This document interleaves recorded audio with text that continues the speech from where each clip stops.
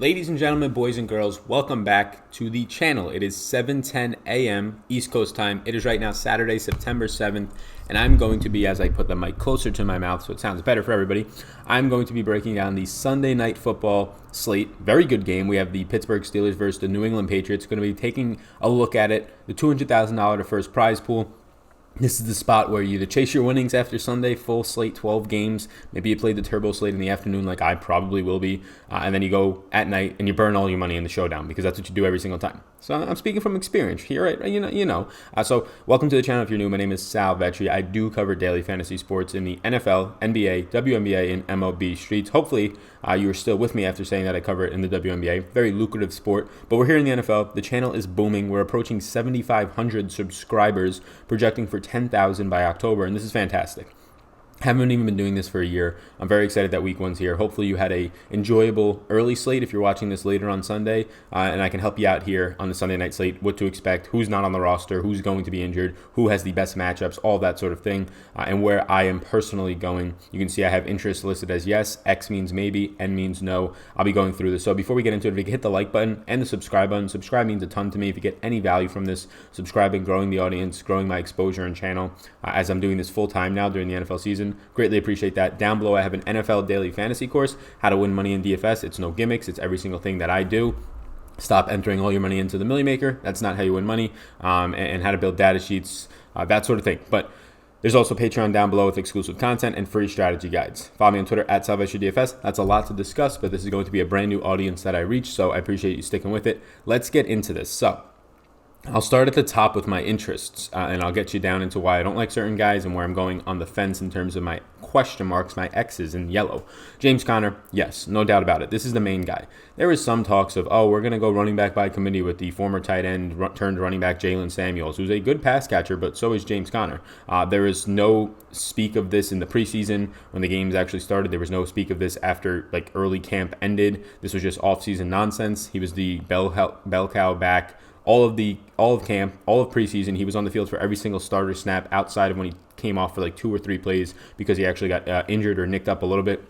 He's going to be the full bell cow back in a spot where he'll have a decent run matchup against the New England Patriots, but he's also a pass-catching running back, so it's really hard to ignore that, who will get all the goal line work. Yeah, I like that a lot. Next up, Julian Edelman. Julian Edelman just absolutely kills the Patriots or the Steelers. He's in the slot all the time. The slot wide receiver, if you're an elite talent, or even if you're not, you have an advantage. If you don't already know from watching me, the slot wide receiver has the best matchup on the field no matter what, 99% of the time, because one, they can use so much more of the field, the left side, the right side, the middle of the field, instead of being capitalized and really injured really, and limited is the word on the left side. If you're a receiver like Josh Gordon lining up on the left side, you can't turn left, right? They know where you're going. It's either right or straight, so just run with you. A lot less that you can do in terms of beating your man. Also, shorter passes for a guy like Julian Edelman. If he's going to see 10 targets in this game, his catch rate is going to go through the roof, probably closer to 85%, just due to the fact that a lot of those are going to be less than 10 yards. For PPR format, we like that a lot. He's Brady's favorite target. And here's the thing. These Patriots wide receivers, don't get too confident in them. This is a bad Patriot wide receiver corpse. You have Julian Edelman. You have Josh Gordon. Who knows how much he's going to be playing. He's going to have to be forced to play week 1 a lot, because after that you have Philip Dorsett as the number 3. You have Demaryius Thomas, who they cut and re-signed, but he's dealing with an injury, and he's probably not going to play this game. And you have the rookie who was lighting up the preseason, Jacoby Myers.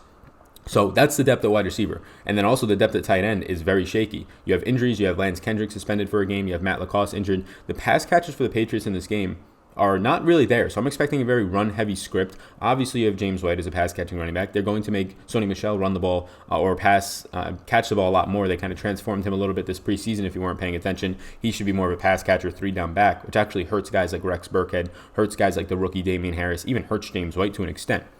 So Julian Edelman, what I'm seeing in this passing game for New England, he's the only guy that I have faith in or trust in terms of getting any sort of volume. So I like him a lot. Sony Michel, we just hinted at it. He's going to be a 3-down running back who sees the goal line work. Definitely the first and second down usage. James White on any long third downs or if they're trailing in the game is obviously going to come into this game as a pass catching back. But for the most part, they said that Sony Michel will be staying on the field for a lot of third downs because he is improved and he has improved on his pass catching capabilities. The quote that Tom Brady said about a week ago was that he's going to be the New England Patriots this year. Their game plan is to feed Sony Michel. And after all the injuries I just said and the lack of depth really at tight end, no Gronk, he's gone, and wide receiver, it makes a lot of sense. Like Jacoby Myers could be a very special talent. The rookie wide receiver for New England looked fantastic in the preseason. But after that, you kind of know what you have in Demaryius Thomas at this point. A dusty old red zone target who really can't do much, and he can't even win at the jump ball anymore. There's no way he's beating guys off the line of scrimmage. Lots can be said for Philip Dorsett, similar in terms of just an older wide receiver who might be able to burn some cornerbacks, but at this point in his career, not the same that he was in Indy 2-3 years ago. And then you have Josh Gordon, who's limited and been away from football for a while. So, yeah, it's very scary there. I like Sony Michel. I like Julian Edelman a ton in terms of paying up. And then James Conner running it back on the other side. Dante Moncrief, James Washington did all he could in the preseason. He was lighting it up, touchdown after touchdown, but he was on the field for a lot, which already signified where they kind of stood on James Washington as a number 4 wide receiver on this team. He's not a slot wide receiver guy. That's why he's not the 3rd wide receiver. Ryan Switzer is. So Dante Moncrief kind of already established himself as the number 2 wide receiver. And I think he's interesting at his price point of $6,200 in an offense that is going to pass a ton. Big Ben, the last 8 times he's played the Patriots, he's had 300 yards, so that's encouraging. This Patriots defense, though, in the secondary is actually pretty secure. Middle of the field is probably where I expect Big Ben to go. And this next guy up, Vance McDonald, was on the field for every single one of the preseason snaps. He's going to be on the field for probably close to 90% of the snaps, and he's a pass-catching tight end. Former 49er, San Francisco 49er. I like him a ton, and if you're going to have good cornerbacks, Stephon Gilmore on Juju, on the other end, you're going to have a good cornerback on Dante Moncrief. The middle of the field is where they're going to have to target. So Ryan Switzer stands out as a guy I have interest in at $4,000, and a ton of interest for me comes in at Vance McDonald at $6,000. When you're talking about captains and getting away from the top end, Vance McDonald as a captain makes some sense. What I would expect from Vance McDonald is he's very touchdown dependent. I would expect 5 targets, maybe 6. He catches 4 of them, 40, 50 yards. It's just a matter of does he get into the end zone. So he's not a high upside captain, not one that I get to all that much, but he is somebody who's interesting at the captain spot. For the most part, I'm going to be going to the top end guys, and Sony Michel, probably Edelman at the captain spot, and even maybe James Conner. We touched on Philip Dorsett. He's my last yes, and the reason why is he's the wide receiver 3 here. We already said I have interest in Edelman. If for some reason you don't or you can't afford him because he is expensive at $9,600, especially if you put him in the captain spot, 1.5x that price tag. But Philip Dorsett is the wide receiver 3 on this team right now. It goes Edelman, Gordon, Philip Dorsett.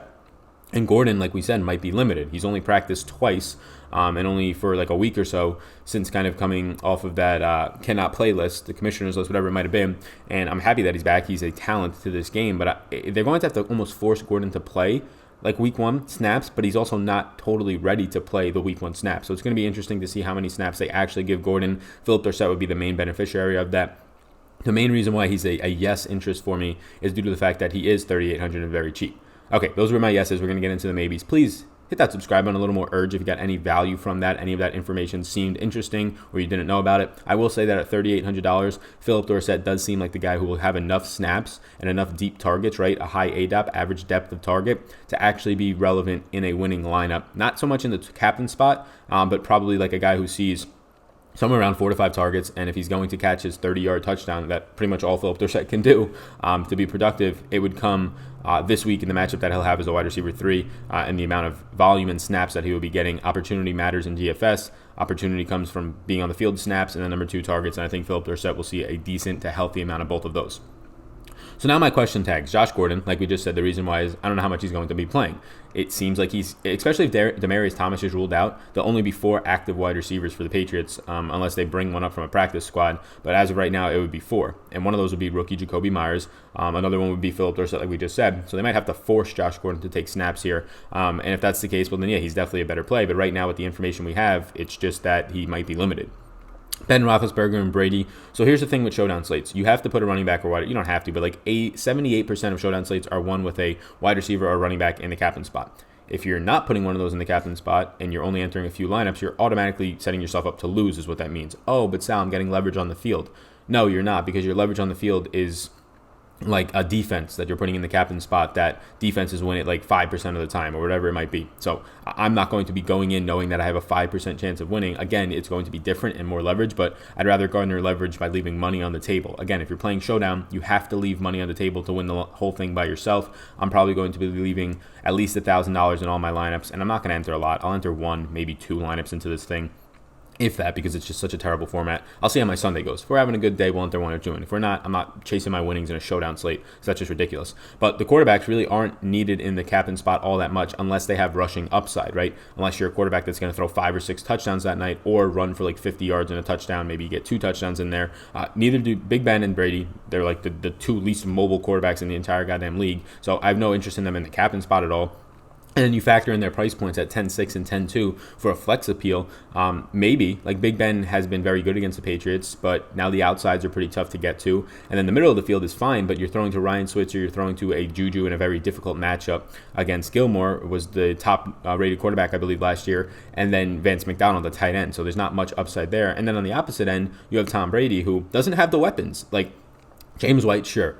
Julian Edelman, of course. A limited Josh Gordon, meh. Philip Dorsett, like we're getting very quickly to some very bad players. So he's been able to do it before, of course, just based on the system that they run there. But Tom Brady at $10,200, I'd much rather pay $600 more for James Conner. I'd much rather pay $600 less for Julian Edelman. You get $2,200 less for Sony Michel. Like, that's a no-brainer to me. Sony Michel over Tom Brady in a format like this, or even Big Ben all day. The quarterbacks, if they go off, it's more than likely that they're wide receiver. And by going off, I mean like 250 yards, 2 touchdowns, 300 yards, 2 touchdowns. It's more than likely 1 to 2 of their wide receivers are needed in either the captain spot or the winning lineup. So right now I'm very murky on if I want one. I'm definitely not going to get to 2 of them. If I get to 1, it's probably just Big Ben, although his matchup is tough. He just has overall the more talented, I would say, roster around him from Jalen Samuel and having Jalen Samuel and James Conner in the backfield as pass-catching guys. And then you have Juju in a tough matchup, sure. Ryan Switzer in the slot is actually very underrated and a good player. Vance McDonald is the best tight end on the field tonight by far, in my opinion. And then you have rookie Deontay Johnson, who might get some snaps, who's has a lot of upside, as well as just other players out there like Moncrief in Washington. The depth for the Steelers on offense is much better than the Patriots, in my opinion. So those are question marks at quarterback. Again, quarterback's not needed in the captain spot all that much. I wouldn't go there. And now you just get the defense and kickers for the most part. Kickers, play them if you want. Don't play 2. Play 1. Sal, which kicker do I play? I guess just Gostkowski because he's the better kicker. I don't know. It's kickers. Like, their upside is so limited. You're happy and lucky if you get 7 to 8 points out of them. Do you think that that's enough that another player on this team, in this game, isn't going to have 4 catches for 40 yards? Do you think that's enough that Philip Dorsett won't have 4 catches for 40 yards? Because I'd much rather pay $3,800 for Dorsett than $3,400 or $3,200 for Boswell, and that's why they're question marks compared to Dorsett being a yes for me. The defense, the Patriots defense is the only one that I would get to because, like I said, they do have the good cornerbacks in secondary. Big Ben is capable of throwing interceptions and turning the ball over, whereas Tom Brady on the other end, although he's not Aaron Rodgers-esque in terms of the lowest interception to touchdown ratio in the history of the league, shout out my boy Aaron, he does not make a lot of mistakes. So I'm not going to get to the Steelers defense all that much. Their run defense should be improved, though. Not getting there for fantasy purposes. Honestly, probably not paying $4,400 for the Patriots either, but if you were to pick one, it'd be the Patriots. I'd just much rather have Ryan Switzer for $400 less or Philip Dorsett for $600 less, position players that actually have a lot of upside tonight. So 2 more interests. The first one, or questionable, is Ryan Izzo. He's a $200 tight end. The other night when Adam Shaheen was getting all the hype in the world, I told you on a live stream, I said, and I'm not going to be live for this Sunday night game, but I will for Monday night. I told you on a live stream, Adam Shaheen is bad. This is literally Manny Laura-esque, but Adam Shaheen is bad. And he'll have 0 to 3 targets, and he might catch 2 for 40. And there you go. You need him at 6 fantasy points for like $400. Or he might catch 1 for 7. I think he caught 1 for 6. He dropped 1. He had 3 targets total. Might have only had 2. Like, these are bad players. Like, Ryan Izzo will be on the field if indeed Matt LaCosse is out. You have Lance Kendrick suspended. You have Matt LaCosse questionable if he's out. The only active tight end, unless they recall somebody from their practice squad, is Ryan Izzo. Ryan Izzo is not a good player. He's a 3rd-string tight end on a football team for a reason. Potential 4th-string tight end on a football team for a reason. He's not a good pass catcher. His name is Ryan Izzo. You've never heard of him for a reason. He's $200 in fantasy, though, so he has to become somewhat interesting. And the same exact news goes for Ryan Izzo as it goes for Matt LaCosse, or as it goes for Adam Shaheen the other day. Ryan Izzo probably gets not even 3 targets because Shaheen was actually a decent pass catcher for the Bears last year, but 0 to 2 targets for Shaheen.